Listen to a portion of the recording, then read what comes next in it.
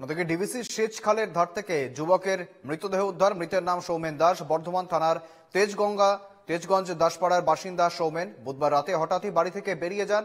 তারপর আর বাড়িতে ফেরেননি সৌমেন। বৃহস্পতিবার সকালে ডিভিসি সেচ খালের পাশে তার দেহ পড়ে থাকতে দেখেন স্থানীয় বাসিন্দারা। মৃতের ভাইয়ের দাবি, কেউ বা কারা খুন করেছে সৌমেনকে। ঘটনাস্থলে গিয়ে দেহ উদ্ধার করে ময়না তদন্তের জন্য বর্ধমান মেডিকেল কলেজে পাঠায় পুলিশ।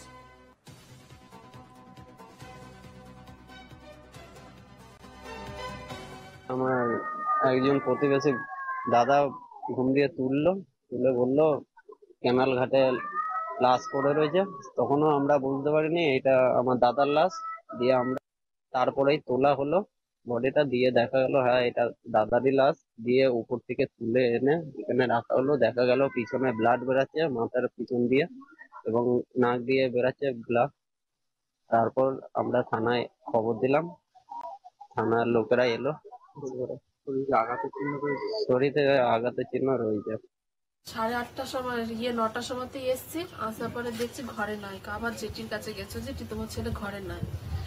দিয়ে তারপর ওখানে বসেই আছি যে আসবে দিয়ে আসে না। জেঠি বলছে দরজা বন্ধ করে শুয়ে থাক। আমি বলছি যদি আবার রাত্রিবেলা মারে আমি শোবো না। বলছে তাহলে শাশুড়ির ঘরে যা, শাশুড়িকে বল দিয়ে তখন বলে রাত্রেবেলাতে শুয়েছিল। সকালবেলাতে দেখছি যে বুট হয়ে পড়ে আছে জলে।